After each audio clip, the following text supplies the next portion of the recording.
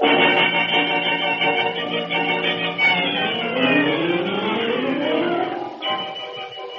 bring you The Witch's Tale, written and produced by Alonzo Deen Cole.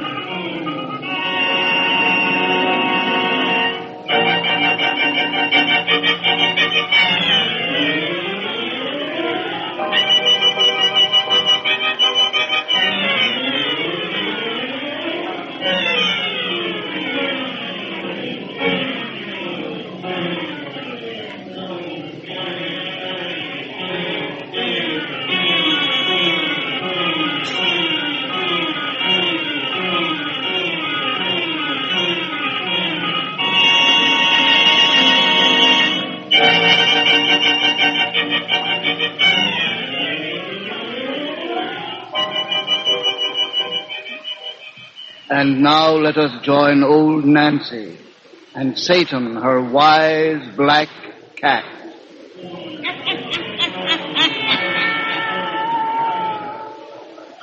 111-year-old I be today. Yes, sir, 111-year-old. Now, if you folks will just douse out them lights, Satan and me'll spin the finish of that cheerful little yarn we started last time. That's right, Satan. We told how them young newlyweds from America went to England and rented a house, which everyone says is haunted. But they wouldn't believe in such a thing as a haunted house, even when they learned 7 murders had been committed there, including a particular pleasant killing by a fella named Strahan, who cut his wife up with a knife. No, sir, our newlyweds didn't believe in haunted houses until on the first night they spent in the place, some funny things begun to happen. Now draw up to the fire and gaze into the embers. Gaze into them deep while we tell you the rest about Honeymoon Cottage. Honeymoon Cottage.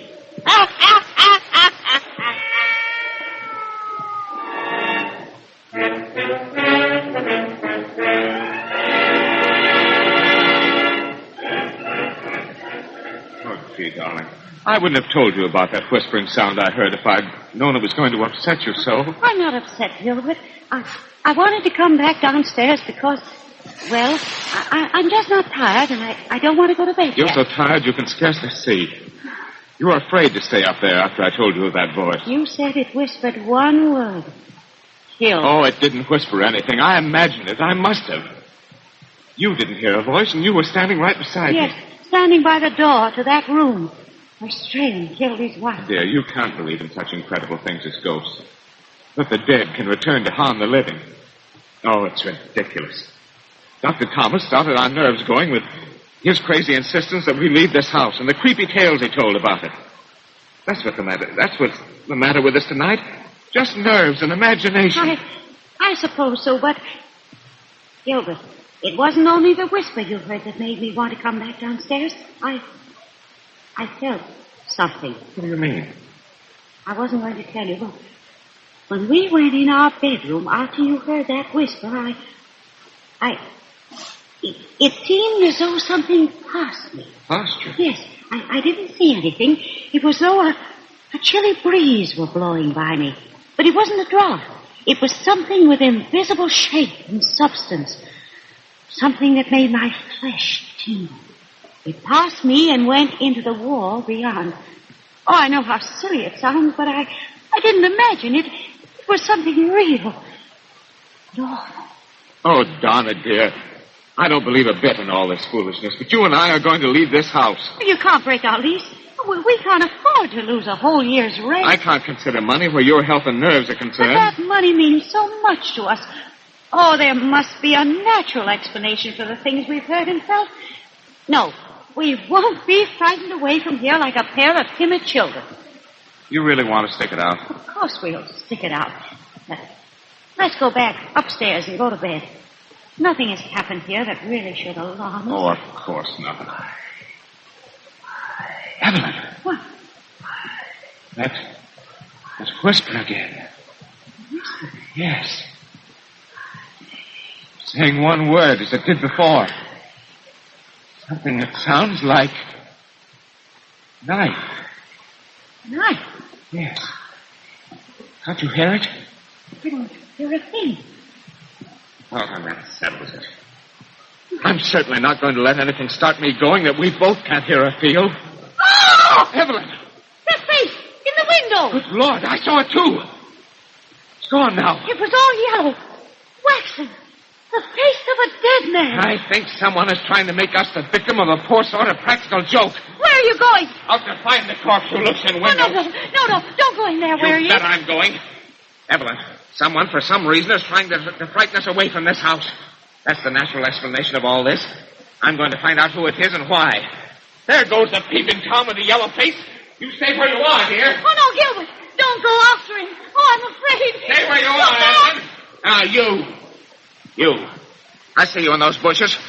Come out of there, whoever you are. Come out and explain your motive for peering in my window. I came to beg that you leave that house forever. Ah, you did, eh? You, like Dr. Thomas, are trying to frighten me away. I have come a long way to warn you of the harm that lies there. Beware of whispers. Whispers? How did you know? I know too well. Don't listen to whispers. Don't obey whispers. Leave Honeymoon Cottage before the full of the moon. Come out here in the light where I can see you. Come on, let me look at you. What? What's that blue mark around your throat? A mark you too may bear if you do not heed my warning. What? It was left by the hangman's noose. So, what are you? Once I was called George Strahan. Strahan? Oh, no. No, I won't believe it. Beware of whispers and the full of the moon. No. Evelyn! He's gone. Faded away before my eyes. Evelyn! What happened? I talked with a dead man. I talked with a dead man.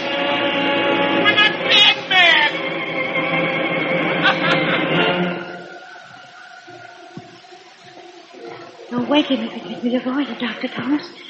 You didn't want me to bring you here, but I had to see you and to have you see him. You say he slept like this ever since that shock he received in the garden? Almost continually. And that was a week ago. And when he is awake, he acts so strangely, as though he were listening for something all the time. Yet you say he denies he hears those whispers any longer. Yes, and he refuses to tell me what he saw in the garden that night, except that he talked with a dead man. We were going to leave this house immediately, but he was so ill I wouldn't permit it. Now I can't persuade him to leave. He says he must wait till the full of the moon. The full of the moon. The time when madness reaches its zenith. Mrs. Wallace, will you let me stay in this house tonight without letting him know? Will you stay? I'll not leave you until you go away from this accursed house. But whatever you do, you must not lock your bedroom door tonight. Anything you say. He's waking quick. Let's go out quietly. He mustn't know I'm here.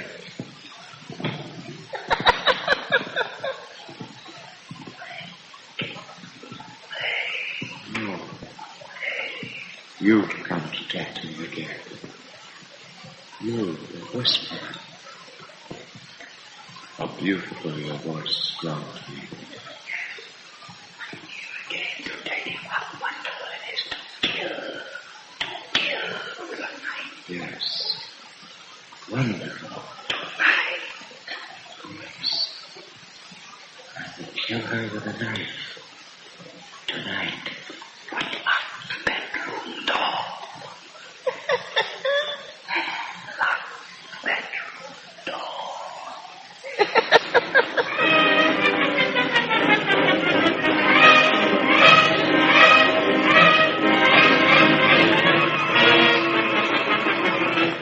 darling. Don't stand there at the window any longer. The moon is this full tonight. So bright. So close. You look so strangely, so intent, as though you were listening to something I can't hear. I'm listening to nothing. Please come over here to me. Don't you love me any longer? Love. You say that as though you didn't know what love means. Gilbert! Gilbert! Tonight. Oh! I can't stand this any longer. There's a presence in this terrible house that I can't see. Something has stolen the man I'm married and left another in his place. Oh, Gilbert, we must leave this place tonight. Now! Yes, tonight. Yes, tonight. Now. Gilbert, you look mad. Lock the door. Gilbert, don't! Give me that key. Blood. What have you in your hand? The knife. Gilbert! The kill. Gilbert, get away! Stop it! Help! Help! Gilbert, that's knife! You don't know what you're doing! Help! Help! Stop that knife! I stopped it, Mrs. Wallace. Are you all right? He didn't hurt me. Thank God I dropped you with his chair. Well, what made him try to kill me? I don't know yet. Good Lord! Look! A woman! She's going through that wall.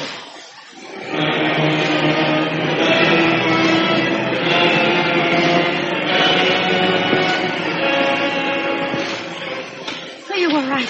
There is a secret room hidden in that wall. Yes. Where we saw that woman disappear. And this is the spot I felt that chill I told you In a of. moment I have an opening large enough for us to crawl through. I think at last we're going to learn the ghostly secret of this house. Won't you please tell me what happened? I can't remember anything except an awful dream of a knife and... Evelyn, I dreamt I tried to kill you. Dear, you yourself again. It's all right now. But was I dreaming? Furniture is all knocked about in here, and my head hurts as though someone had hit me. No one will ever have to hit you again, my boy. At least not for the same reason. We'll get through now. Bring that candle. It's too dark inside to see without it. I have it. Oh, the dust in here. Oh! Skeleton! The woman. In the dress the shadow figure wore. Cider is a rough, rusted knife. And a piece of parchment. It's a letter. What does it say? This skeleton was Lady Wilder. Lady Wilder? Yes, the bride for whom Honeymoon Cottage was built. And in the parchment is written, walled in this secret chamber, I die by my own hand. May the hate I bear the race of men live on. And by the vengeance for which my husband died, may all who live within these walls be victims. The curse carried beyond the world of death. I don't understand. I once told you that our husband was beheaded for the murder of his mistress. He installed the woman in his house, in the very presence of his young wife. According to old documents I have read, there was a suspicion at the time that Lady Wilder killed her rival in such a manner that the blame fell on her husband. This parchment seems to prove that theory. It was she who pervaded this house with the germs of murder. Her spirit who tempted men to kill. I think so. But how? I don't know. Nature is full of mysteries to which we have no clue. I know now I wasn't dreaming of the thing I tried to do. Oh, Evan. It's all right now, dear. It's over. And the curse of Honeymoon Cottage has no power to harm us anymore.